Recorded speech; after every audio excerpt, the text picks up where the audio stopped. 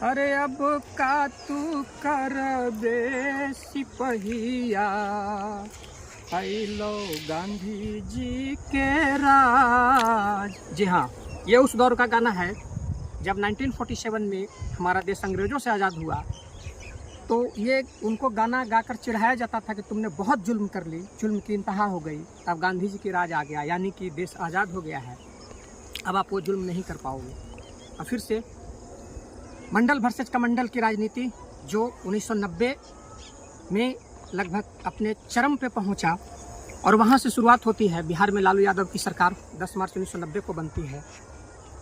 उसके बाद 10 साल तक उनकी राजनीति आगे पीछे करके चलती रहती है। इसके बाद नीतीश कुमार वही मंडल वर्सेस कमंडल की राजनीति से उपजे हुए, जेपी आंदोलन से उपजे हुए नीतीश कुमार बिहार के मुख्यमंत्री बनते हैं और उसी कमोबेश उसी राजनीति को आगे बढ़ाते हैं।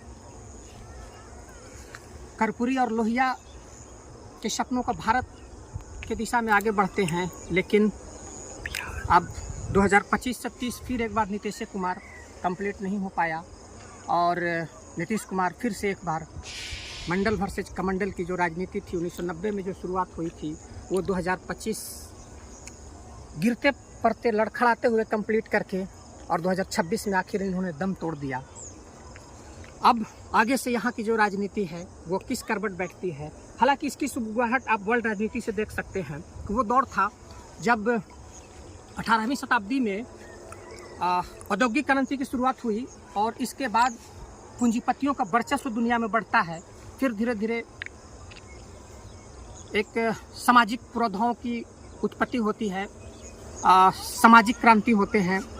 सोशलिस्ट और समाजवादियों ने पूरे विश्व में ज़बरदस्त क्रांति करते हैं, चाहे वो लेनिन हो, मार्क्स हो या फिर माओ हो। सशस्त्र क्रांति हो या वैचारिक क्रांति हो, ज़बरदस्त तूफान पर रहा और समाजवाद की, साम्यवाद की एक विचारधारा बह पड़ी। अब फिर से एक बार पूरा विश्व उस विचारधारा से बाहर निकलकर पूंजीवाद की ओर फिर से लौट चुका है। आज अमेरिका को देखिए, आज अपने हिसाब से पूरी दुनिया को एक पूंजीवादी व्यवस्था के तौर पर पूरी दुनिया को परिभाषित करने का प्रयास कर रहा है। और जो गरीब देश हैं उन पर उनकी कुछ अपनी नहीं चल रही, अपने हिसाब से उनकी देश की इंटरनल राजनीति और उनकी अर्थव्यवस्थाएं डिफाइन करने के प्रयास की जा रही है।